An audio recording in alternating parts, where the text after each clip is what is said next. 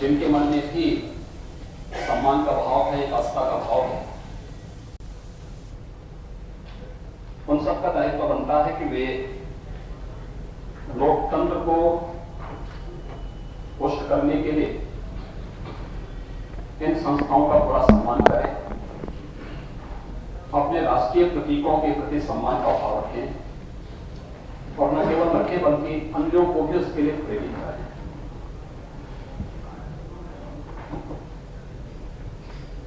प्रदेश के अंदर राज्यपाल की भी यही भूमिका है। राज्यपाल की जो संस्था है उनके प्रति सम्मान का भाव रखना और उस संस्था के माध्यम से अपने लोकतांत्रिक मूल्यों को और परिपुष्ट करना, ये हर नागरिक का दायित्व है। कम से कम राजनीतिक दलों से तो उम्मीद की ही जाती है।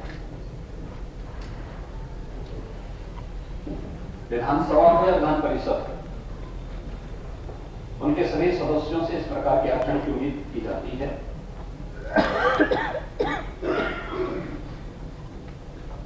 18 फरवरी को उत्तर प्रदेश विधानमंडल के समय सदन को माननीय राज्यपाल जी ने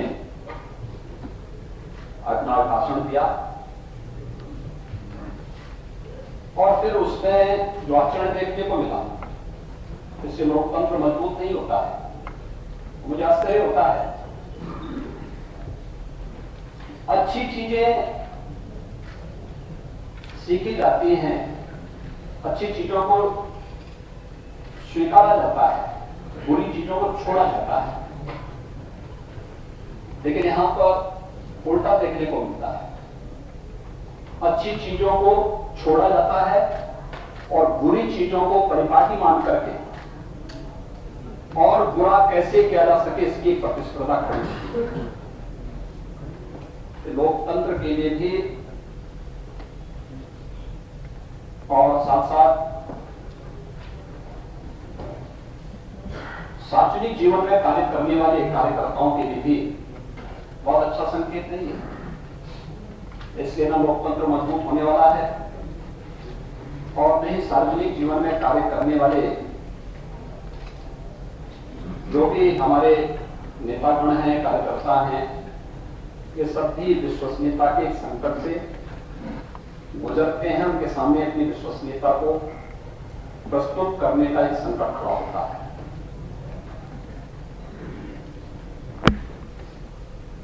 लोग वे संदेह की नजरों से इसीलिए देखते हैं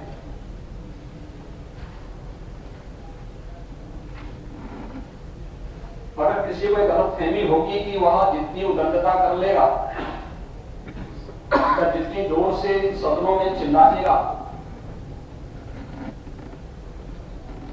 या जितनी उच्छृंखलता कर लेगा, इसके लिए उसकी तारीफ हो, मुझे लगता है उनकी गलतफहमी है। पब्लिक इसको बहुत अच्छे ढंग से नहीं देती और ये तो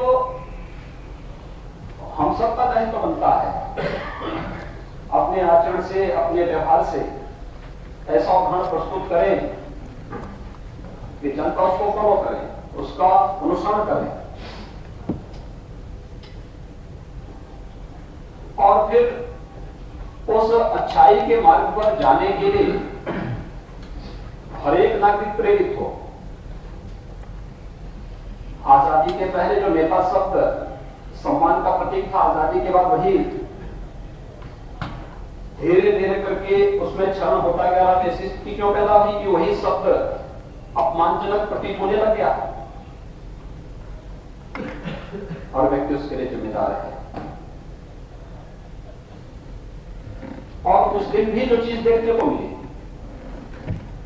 एक तो राज्यपाल जी के प्रति जिस प्रकार का व्यवहार वहां देखने को मिला, दूसरा एक महिला के प्रति जो व्यवहार था। खैर, नेता विरोधी दल को छोड़ दे तो उनके जो अन्य सहयोगी हैं उनसे बहुत उम्मीद भी नहीं की जाती। उनका बहुत पुराना इतिहास भी रहा है महिलाओं का अपमान करना। उत्तर प्रदेश का स्टेट गेस्ट हाउस का कांड कौन नहीं जानता। इतिहास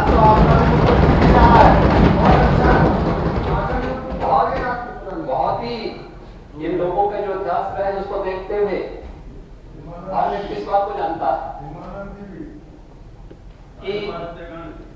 कैसे कैसे गिरते हुए हैं, लेकिन हाउस के अंदर तो कम से कम इन चीजों को बचा करके रखिए। हाउस को इससे बचे रहना चाहिए। लेकिन संवेद सदन में भी उस प्रकार का एक आचरण और व्यवहार हम सबको देखने को मिला। इससे लोकतंत्र मजबूत नहीं होता है। हमारी लोकतांत्रिक व्यवस्था या विधायिका इससे मजबूत नहीं होती है। और अगर इस प्रकार की गलत परंपराओं को हम सदन का या विधायिका का हिस्सा बनाते हैं तो उससे किसी का भला नहीं होने वाला है, न सत्ता पक्ष का, न विपक्ष का, न जनता का, और न ही किसी राजनीतिक दल का। लेकिन अच्छी बात है, स्वभाव की बात है। बहुत सारे लोग अपने स्वभाव को बदल नहीं सकते हैं।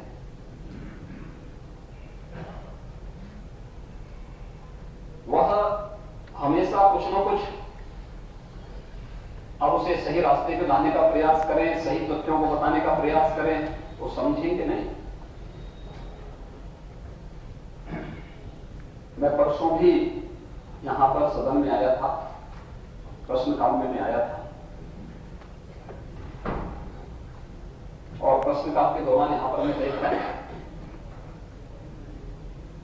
कि माननीय सदस्यों के द्वारा कुछ प्रश्न किए जा रहे थे।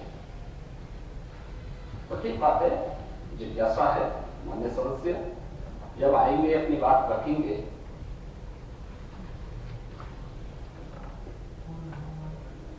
जनप्रतिनिधि हैं, उनके पास जनता आती है, जनता जिस रूप में अपनी बात को रखती है वह उसका परीक्षण किए बगैर जब हम अपनी बात को रखने लगते हैं तो लोग फिर हमारी योग्यता पर ही प्रश्न खड़ा करने लगते हैं। और खासतौर पर यहां पर वैश्विक महामारी कोरोना के संदर्भ में भी जो चर्चाएं चली, वैश्विक महामारी कोरोना इस सदी की सबसे बड़ी त्रासदी है। मौत त्रासदी की स्थिति किस रूप में दुनिया की बड़ी बड़ी ताकतें पस्त हो गई।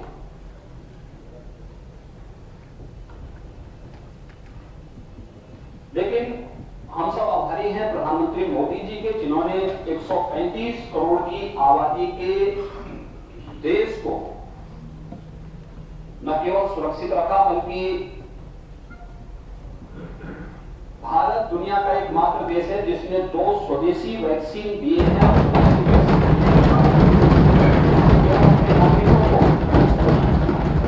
बल्कि अपने मित्र देशों को भी वैक्सीन आपूर्ति की कार्रवाई भारत के द्वारा तेजी के साथ की जा रही है। मैं अभिनंदन करता हूं अपने वैज्ञानिकों का।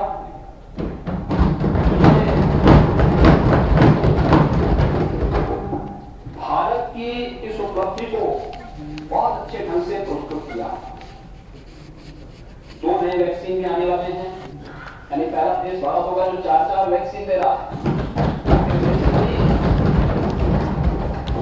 देश में अंतर नहीं होता है, आखिर यही देश था। लेकिन नेतृत्व बदल जाता है तो कैसे नेतृत्व देश की तकदीर को बदल देता है। और ये बात आज से 5000 वर्ष पहले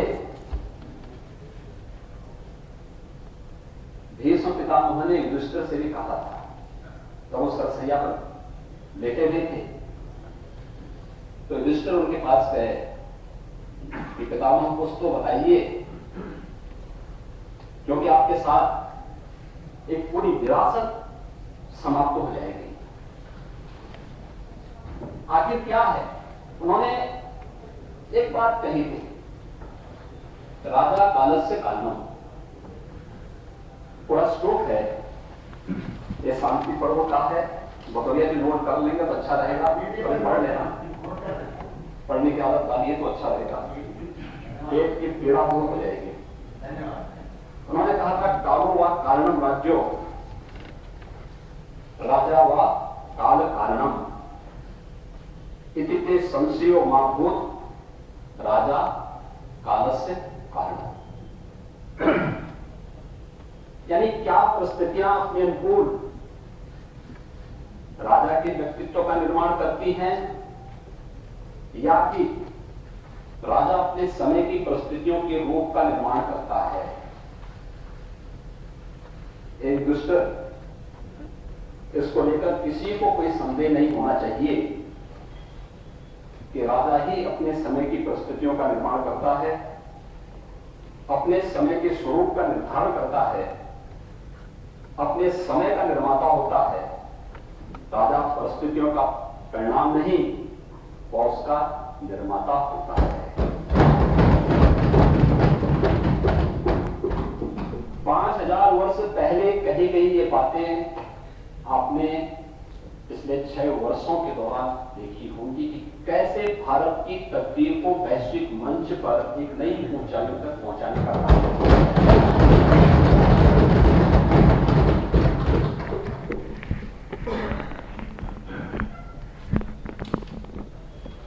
कोरोना से दुनिया पूरी त्रस्त है, अभी भी है। और इस प्रकार के मामले आ गए, मेरे पास आंकड़े हैं, आपके सामने आंकड़े प्रस्तुत करूंगा।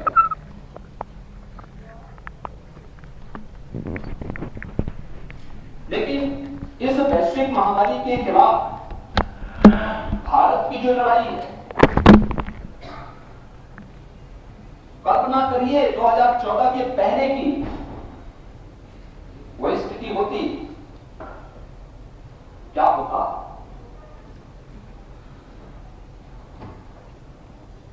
दिल्ली में कॉमनवेल्थ गेम्स नहीं करा पाई पिछली सरकार, देश को अपमानित कर दिया।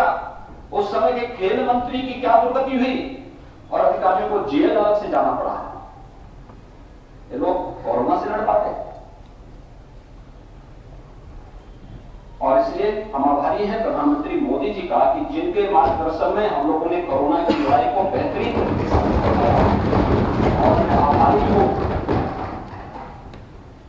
प्रदेश के चिकित्सकों का, स्वास्थ्य कर्मियों का, स्वच्छता कर्मियों का, कोरोना वॉरियर्स का। इसमें बैंक के कर्मी भी हैं, पोस्ट ऑफिसेस की भी हैं, पुलिस के कर्मी भी हैं, प्रशासन के हमारे अधिकारी भी हैं, कर्मी भी हैं, हर एक फील्ड के अधिकारी कर्मचारी के साथ साथ हमारे मेरी टीम के सदस्य, मंत्री परिषद के सदस्य भी हैं और हमारे माननीय जनप्रतिनिधिगण भी हैं, जिन्होंने टीम वर्क का परिचय दिया। ठीक है, अलग अलग फील्ड में काम किया, किसी ने राजनीतिक मंच से काम किया होगा, किसी ने अपनी पार्टी के मंच से काम किया होगा, किसी ने अपने स्तर पर काम किया होगा। जब कोविड प्रदेश में आया था, प्रदेश के 36 जिले ऐसे थे जहां एक भी आईसीयू बेड नहीं थे, वेंटिलेटर नहीं थे। आज 75 के 75 जनपदों में वेंटिलेटर भी हैं, आईसीयू बेड भी मौजूद हैं, हमारे पास ट्रेन मैन पावर भी वहां उपलब्ध है, और जहां पर बहुत अच्छी विशेषज्ञ स्वास्थ्य सेवाओं का अभाव था, वहां पे हम लोगों ने वर्चुअल आईसीयू भी वहां प्रारंभ किया। एसजीपीजीआई से, केजीएमयू से, आरएमएल से, बीएचयू से, एम्स दिल्ली से वर्चुअल आईसीयू भी वहां पर, उस प्रकार की सुविधाएं भी वहां उपलब्ध कराई गई। उस दौरान तमाम संकट भी आए, यानी लॉकडाउन प्रारंभ होता है और लॉकडाउन प्रारंभ होने के तत्काल बाद दिल्ली से अचानक 4-5 लाख लोग वहां से निकल पड़ते हैं, क्योंकि वहां उन लोगों के बिजली पानी के कनेक्शन काट दिए गए। यूपी बिहार के ज्यादातर लोग थे, यूपी बॉर्डर पर आ रहे थे, हम उनको सड़क पर तो नहीं छोड़ सकते थे, हम लोगों ने वाहन की व्यवस्था करवाई, उत्तर प्रदेश परिवहन निगम की बसें वहां भेजी, उनको सुरक्षित उनके घरों तक पहुंचाने का काम किया। फिर मामला आया कोटा में 14,000 बच्चे उत्तर प्रदेश के थे, उन्हें वहां से निकालना था, राजस्थान की सरकार ने सहयोग करने से इनकार कर दिया। हम लोगों ने फिर परिवहन निगम की बसें भेजी, उन्हें वहां से सुरक्षित लेकर के आए कि उनको घर तक पहुंचाया गया। प्रयागराज में भी 14,000 से ज्यादा बच्चे हमारे थे, प्रतियोगी परीक्षाओं की तैयारी कर रहे थे, उन्हें भी सुरक्षित उनके घरों तक पहुंचाने का काम हुआ। देश के अलग अलग क्षेत्रों से लॉकडाउन की अवधि बढ़ती गई, वे लोग पलायन करते गए और उत्तर प्रदेश से, अकेले उत्तर प्रदेश के लगभग 40 लाख के आसपास प्रवासी कामगार और श्रमिक उत्तर प्रदेश के थे और उत्तर प्रदेश से होते हुए जाने वाले लोग शेष अन्यों की देखें तो लगभग 60 लाख होते। 1 करोड़ लोग उत्तर प्रदेश से होते हुए गए या उत्तर प्रदेश में आकर के गए। इन सभी लोगों के लिए भोजन की व्यवस्था, क्योंकि बहुत सारी जगह कुछ राज्य सरकारों ने तो लेने से इनकार कर दिया था, तो जो उत्तर प्रदेश से जाएगा तो उसको 21 दिन का, उस समय क्वारंटीन का जो पीरियड था 21 दिन का था, 21 दिन तक यहाँ पे रहने की व्यवस्था, उनके खाने की व्यवस्था, उसके उपचार की व्यवस्था, ये भी राज्य सरकार को करना पड़ा था। स्वयंसेवी संगठनों ने इसमें योगदान दिया, विभिन्न दलों के लोगों ने भी अपने स्तर पर उसमें योगदान दिया, तमाम सामाजिक संगठनों ने भी उसमें, व्यापारिक संगठनों ने भी उसमें योगदान दिया और हर व्यक्ति इस बात को कह सकता है कि उत्तर प्रदेश में जो आया होगा त्रासदी थी, लेकिन जो उत्तर प्रदेश में आया वह भूखा नहीं रहा, प्यासा नहीं रहा, उसको भोजन भी मिला, उसको पानी भी मिला और जनता उसकी सेवा के लिए लगी रही। और देश के अंदर कहीं आप जाइए, हर व्यक्ति इस बात को मानता है कि उत्तर प्रदेश राज्य ऐसा था जिस राज्य में कोई भी जाके कहीं का भी था, उसको उसकी जाति नहीं पूछी गई, उसकी पार्टी नहीं पूछी गई, उसको हम लोगों ने किसी भी रूप में कोई उसके साथ दुर्व्यवहार नहीं होने दिया, अपमान नहीं होने दिया। उत्तर प्रदेश की जनता ने इतना बड़ा मन बना करके काम किया कि कोई भी आया तो उसको हम लोगों ने उसी रूप में बहुत सम्मानजनक ढंग से उसके लिए सुविधा दी, उसके लिए दी, क्योंकि हमने जाति नहीं देखी, किसी परिवार नहीं देखा, क्षेत्र नहीं देखा, भाषा नहीं देखी, उसका मत और मजहब नहीं देखा, क्योंकि अटल जी ने हमें एक संस्कार दिया था। उन्होंने एक बात कही थी कि आदमी न ऊंचा होता है न नीचा होता है, न बड़ा होता है न छोटा होता है, आदमी सिर्फ आदमी होना है।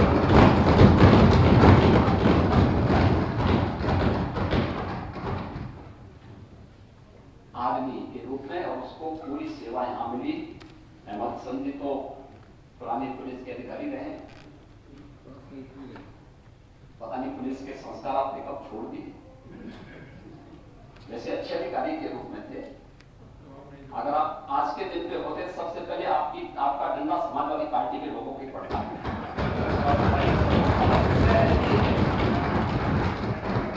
गलत दल में बैठ गए हैं, लेकिन आपकी आत्मा जरूर जागृत होती होगी, बोलती होगी, कभी कभी आपको कचोड़ती होगी कि कहां बैठ गया, इस मर गया। नई जगह पे हूं और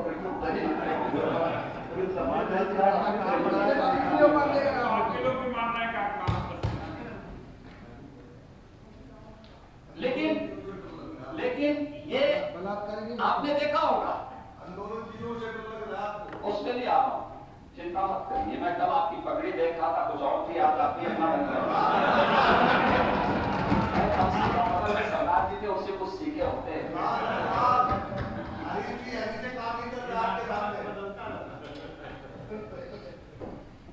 हरियाली में भी आऊंगा मैं। 40 लाख लोगों को, और उत्तर प्रदेश पहला राज्य था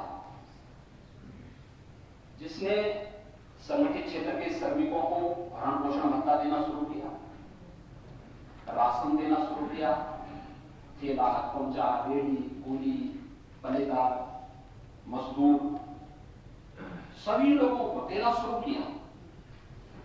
प्रवासी कामगार और श्रमिक आए, हमने कहा ये सब भी हमारे लोग हैं, हमें इनकी ऊर्जा की आवश्यकता है, हमने उनको भी अपनाया, उनको भी भरण पोषण भत्ता उपलब्ध करवाया, राशन किट उपलब्ध करवाए, राशन कार्ड उपलब्ध करवाए, राशन कार्ड की बाध्यता समाप्त की, कि 2 महीने के बाद इनको राशन मिलेगा। कहा गया नहीं, जिस दिन राशन कार्ड मिलेगा उसी दिन से इनको राशन भी उपलब्ध कराना शुरू कर दो। फ्री में 2 महीने में 2 बार राशन उपलब्ध कराएगा, अंत्योदय का राशन और पात्र गृहस्थी के राशन कार्ड, दोनों में हम आभारी हैं प्रधानमंत्री मोदी जी के। नेशनल पोर्टेबिलिटी सिस्टम के साथ उन्होंने उत्तर प्रदेश को भी जोड़ा, पूरे देश को जोड़ा। उत्तर प्रदेश का कामगार देश के अंदर कहीं भी होगा, उत्तर प्रदेश का राशन कार्ड उसके पास है तो वह कहीं भी देश के अंदर राशन ले सकता है। सुविधा हर मजदूर और हर नागरिक को उपलब्ध हो चुकी है और ये नेशनल पोर्टेबिलिटी का एक व्यवस्था अपनाने वाला देश का सबसे बड़ा राज्य उत्तर प्रदेश है। सबसे गरीब कल्याण पैकेज अप्रैल से लेकर के नवंबर तक हर गरीब को मुफ्त में राशन अलग से उपलब्ध कराया गया। आत्मनिर्भर भारत का पैकेज हम लोगों ने प्रदेश के अंदर 10 लाख से अधिक एमएसएमई यूनिट को बैंकों से जोड़ करके उन्हें लोन उपलब्ध करवाने का कार्य कराया, जिससे वे फिर से आगे बढ़ सके, लॉकडाउन की अवधि में उनकी भरपाई हो सके और वे कार्य के साथ तेजी के साथ आगे बढ़ सके। 1.25 करोड़ से अधिक लोगों को रोजगार उपलब्ध कराने का कार्य उस दौरान सरकार के द्वारा किया गया और एक निरंतर आज भी चल रहा है। ये सभी कार्य व्यवस्थित रूप से आगे बढ़े और उसी में हमारे कुछ मित्र यहां पे कहते हैं कि पीपी किट के बारे में इसी सदन में परसों में था तो उस दिन इस बात को उठाने का प्रयास हो रहा था कि पीपी किट घटिया थे या क्वालिटी खराब थी। मौलिक पीपी किट ज्यादातर हमें भारत सरकार की संस्था HLL द्वारा फ्री में उपलब्ध कराई गई थी, वो खरीदी नहीं गई थी। दूसरा, जैसे जैसे संक्रमण की दर बढ़ती गई तो स्वाभाविक रूप से डिमांड भी बढ़ती गई। पीपी किट हेल्थ वर्कर्स के लिए हमने तो सफाई कर्मियों तक के लिए उपलब्ध करवाई थी, हर एक स्तर पर पीपी किट की आवश्यकता है। तो पीपी किट घटिया स्तर के पीपी किट की आपूर्ति न हो और कोई भी इसको न करे, इसके लिए भारत सरकार की मदद से ही हम लोगों ने यहां पर भी एक समिति गठित की और टीम थी जिसके माध्यम से हम लोग इस कार्य को यहां पर संपन्न कर रहे थे, जो जांच कर रही थी, जिसके माध्यम से सारी चीजें हो रही थी। और इसमें चाहे वह पीपी किट हो, ग्लव्स हो, मास्क हो, सैनिटाइजर हो या फिर जितने भी पल्स ऑक्सीमीटर हो या सभी अन्य उपकरणों की भी जांच की प्रक्रिया हम लोग कर रहे थे। और इसमें जांच के लिए हम लोगों ने कमेटी स्टेट की तरफ से अपनी बनाई थी, SCPGI की, IIT कानपुर की, ACMP की ये काम कर रही थी। लेकिन साथ साथ भारत सरकार के द्वारा अधिकृत जो प्रयोगशालाएं थी, जिसमें small arms factory Kanpur, ordnance factory Kanpur और मुरादनगर, नेट्रा गाजियाबाद एवं सिट्रा कोयम्बटूर से इनकी निरंतर जांच कराई जाती थी और जो स्मारक में खरे उतरते थे उन्हीं को ही उपयोग में किया जाता था। दूसरा, यह भी सुनिश्चित किया गया कि किसी भी सामान की कमी न पड़े। शुरुआत में आपने देखा होगा, लॉकडाउन जैसे समाप्त हुआ था उस दौरान तक संक्रमण के पेशेंट बहुत कम थे, लेकिन लॉकडाउन जैसे खुला, जनजीवन जैसे सामान्य की तरफ क्या संक्रमण बढ़ता गया, तेजी के साथ बढ़ता गया। और हम लोगों के लिए सरकार ने अपने 2 मंत्री खोए हैं, इस सदन ने अपने एक वरिष्ठ सदस्य को खोया है। संक्रमण बढ़ता गया तो लॉजिस्टिक की भी आवश्यकता उसी प्रकार से बढ़ती गई। पीपी किट, ग्लव्स, सैनिटाइजर, ये मांग बढ़ती गई। सैनिटाइजर शुरू में सैनिटाइजर आपने देखा होगा, मार्च में, मध्य मार्च तक 500 रुपए में 100 ग्राम सैनिटाइजर मिलता था और बाद में उत्तर प्रदेश की चीनी मिलों से कहा गया कि भाई अब चीनी कम और इससे सैनिटाइजर बनाने का कार्य थोड़ा करिए। डिस्टिलरीज को इसके बारे में लगाया गया और यही उत्तर प्रदेश है जिसने उत्तर प्रदेश के सैनिटाइजर की आपूर्ति को पूरा किया ही उत्तर प्रदेश के साथ साथ 27 राज्यों को सैनिटाइजर की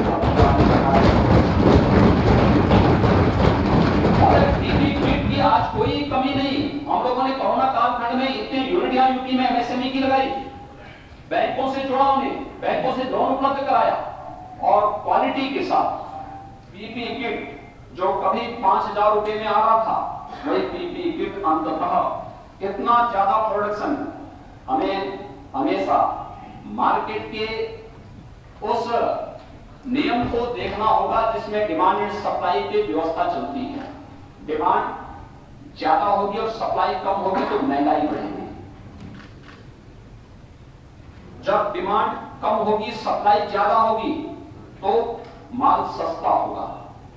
और यही स्थिति थी। शुरू में डिमांड ज्यादा थी, सप्लाई कम थी, तो पीपीई किट 5,000 तक था।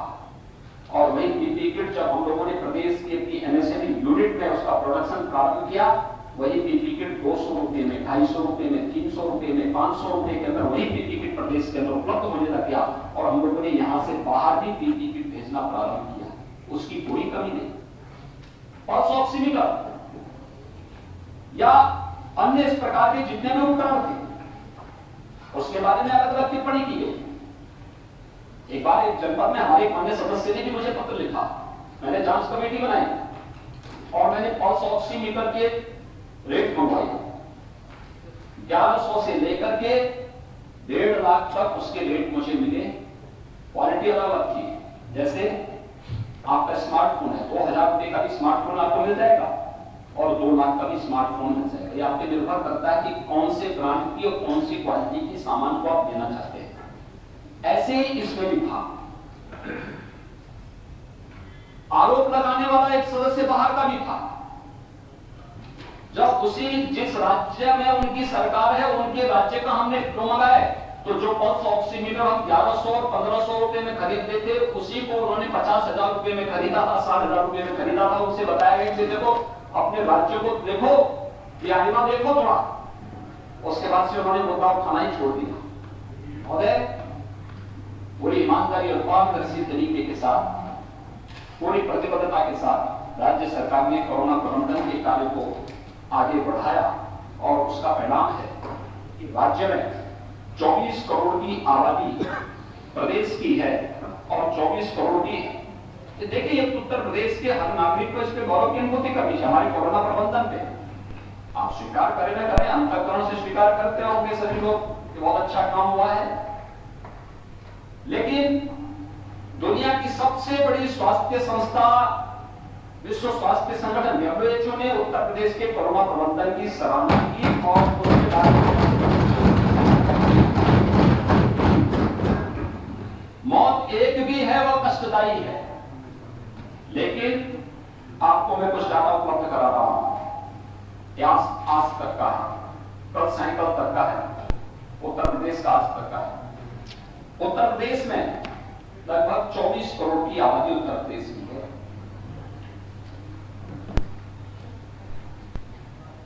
हमारे यहां कोविड के संक्रमित कुल हुए 6,03,232।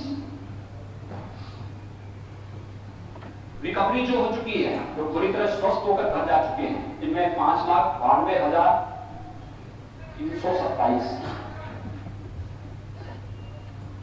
कुल मौत हुई 8,723। यह उत्तर प्रदेश का है। दिल्ली की कुल आबादी है 1,87,00,000। दिल्ली में संक्रमित हुए 6,38,373। रिकवरी 6,26,000 और मृत्यु 10,905। महाराष्ट्र जनसंख्या है 12,31,00,000। कोविड संक्रमित 21,21,000 से ज्यादा है। रिकवरी 20,08,000 और मृत्यु हुई है 51,937। अमेरिका दुनिया की बहुत बड़ी ताकत है। जनसंख्या है 33 करोड़। कोविड संक्रमित हुए हैं 2,89,74,600, रिकवरी 1,93,40,300 और मृत्यु हुई है 5,18,300 से ज्यादा है। प्राचीन उत्तर प्रदेश की समकक्ष आबादी है 21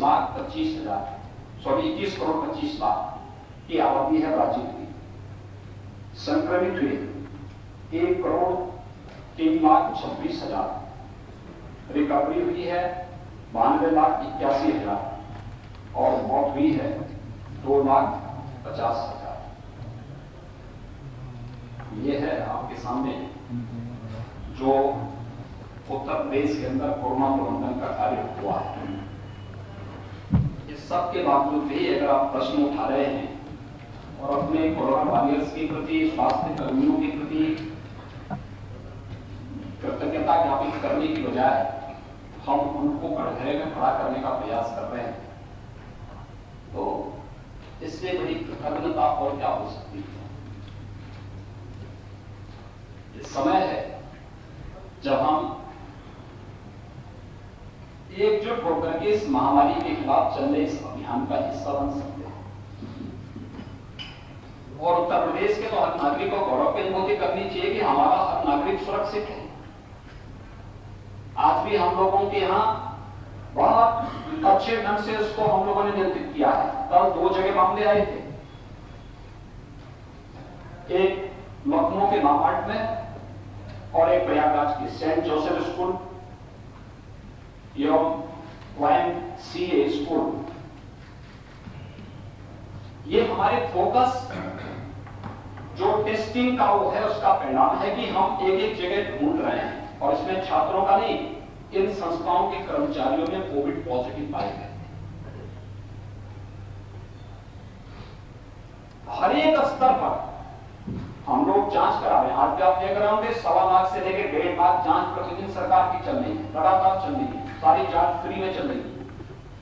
और आज तो हमारे लिए और भी प्रसन्नता का विषय है, प्रधानमंत्री जी ने कल, केंद्रीय कैबिनेट ने इस बात को भी घोषित किया है कि 60 साल से ऊपर के लोगों को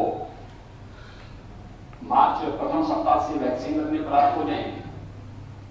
15 मार्च के आसपास मार्केट में भी ये टीका आ सकते हैं। जो लोग मार्केट से खरीद के लगाना चाहेंगे उनके लिए गाइडलाइन, सारी चीजें तैयार हो रही हैं और एक व्यवस्थित रूप में सारे कार्यक्रम को आगे बढ़ाने का कार्य हो रहा है।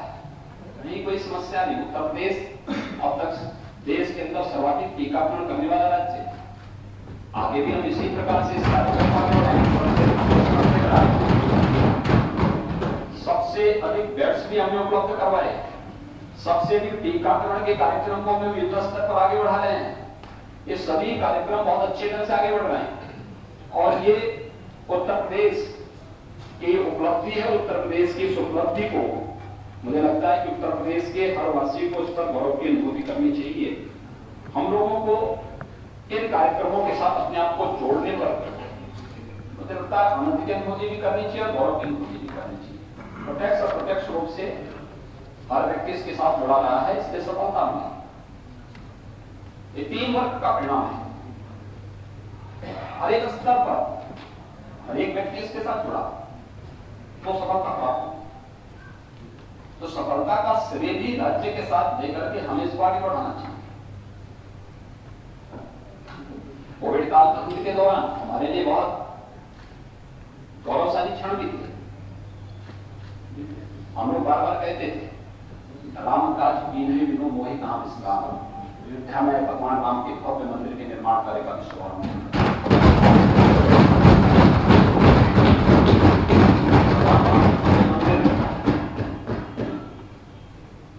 592 वर्षों की भारत की जो आस्था थी,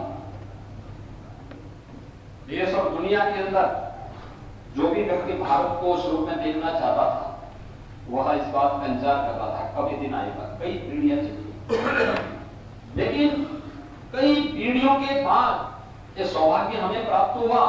अयोध्या में भगवान राम के भव्य मंदिर के निर्माण कार्य का शुभारंभ आदरणीय प्रधानमंत्री जी के कर कमलों से हो और हमारे उपस्थित पर आगे बढ़ रहा है। हर व्यक्ति इसमें बढ़ चढ़ करके भाग ले रहा है।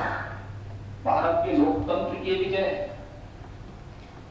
भारत के न्यायपालिका की ताकत का एहसास दुनिया ने देखा है।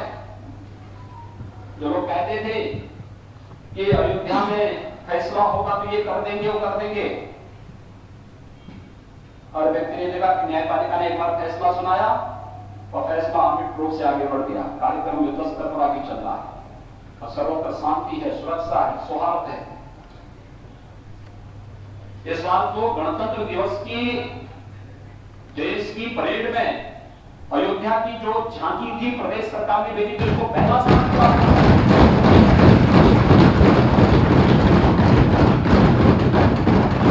अयोध्या में दीपोत्सव का कार्यक्रम पूरी भव्यता के साथ संपन्न हुआ, दुनिया ने उसको देखा। और अयोध्या से सिलसिला प्रारंभ हुआ देव दीपावली के दिन काशी में। काशी के बाद ये कार्यक्रम अब माघ मेले के रूप में देखने को मिल रहा है। माघ मेला में आप चाहिए ना कितनी भव्यता के साथ लाखों की संख्या में श्रद्धालु जन भी हैं, संत जन भी हैं। और माघ मेला के साथ ही हम लोग वृंदावन की वैष्णव बैठक, कुंभपूर्ण वैष्णव बैठक के कार्यक्रम को पूरी भव्यता के साथ कोविड के इस दौरान ही हमें गुरु गोविंद सिंह जी महाराज की साहिबजादों के बलिदान दिवस के कार्यक्रम को भी मनाने का सौभाग्य प्राप्त।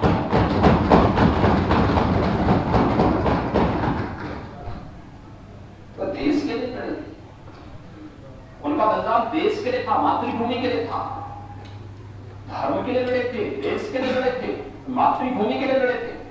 क्या हमारा दायित्व नहीं बनता है कि गुरु गोविंद सिंह जी महाराज के साहिबजादों के बलिदान दिवस पर उनका स्मरण करते हुए आने वाली पीढ़ी और अपनी युवा पीढ़ी को उनके बारे में जानकारी देने के लिए उन्हें पाठ्यक्रम का हिस्सा बनाए। राज्य सरकार ने तय किया है कि इस कार्यक्रम को आगे बढ़ाएंगे। आजादी की लड़ाई में कहीं झांसी की रानी लक्ष्मीबाई के नेतृत्व में था, कहीं मंगल पांडे के नेतृत्व में था, कहीं शहीद बंधु सिंह के नेतृत्व में था। पूरा देश 1857 में एकजुट होकर के विदेशी हुकूमत के जड़ों को उखाड़ने के लिए एकजुट होकर के इस लड़ाई को आगे बढ़ाने के लिए तत्पर हुआ। आजादी के बंधुओं को कौन स्मरण करेगा?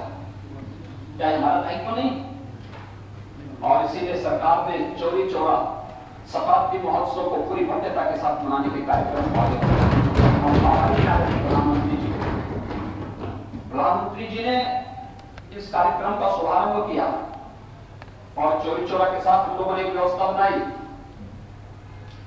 कि हर जो भी कार्यक्रम प्रदेश के अंदर होंगे, जो भी दिवस होगा, काकोरी की घटना जब घटित हुई है उस दिन वहां पर के अलावा हर जगह इस प्रकार के कार्यक्रम होंगे। मुख्य महोत्सव यहां पर होगा, चौरी चौरा की घटना जिस दिन हुई थी मुख्य महोत्सव वहां, शेष अन्य जगह भी कार्यक्रम होंगे हर एक स्तर पर। और शहीद स्मारक को देश की आजादी के बाद विभिन्न युद्धों में शहीद हुए अपने जवानों के प्रति भी उनके स्मारकों में जाकर के पुष्पांजलि किया जा सके, इस कार्यक्रम को पूरी भव्यता के साथ आयोजित किया जा रहा है। और साथ साथ ये भी कहा गया है हर उस अवसर पर